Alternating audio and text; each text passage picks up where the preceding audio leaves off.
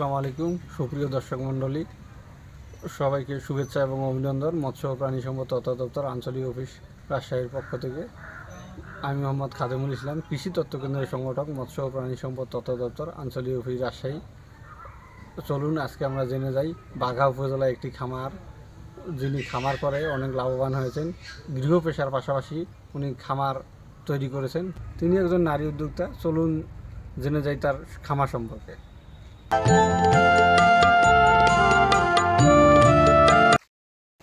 আপু, আপনার কতগুলো গরু আছে এখানে? এখন 7টা আছে।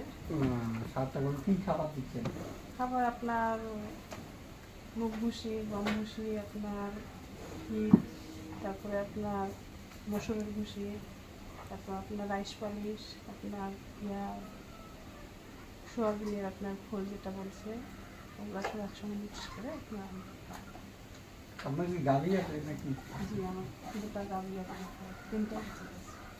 দুধ কেমন আছে? দুধ আপনার 20 লিটার আসে প্রতিদিন। 20 লিটার করে।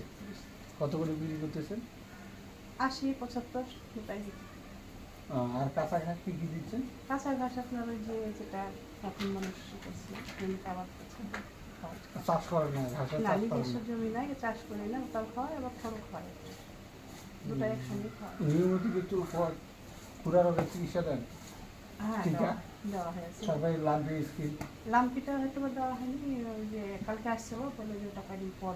তারপরে এখন এই যে তরকার রোগের কিছু ভ্যাকসিন দেওয়া লাগে, তরকার একটু চলতেছে, ওটা দেওয়া হয়, প্রবলেম হচ্ছে তরকারে, দেওয়া হয়। তরকার রোগের ভাইরাস হচ্ছে এখন গবাদি পশুতে।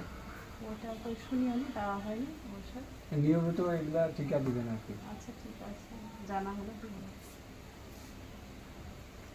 তাহলে ঠিক আছে আপু, আজকে আসসালামু আলাইকুম।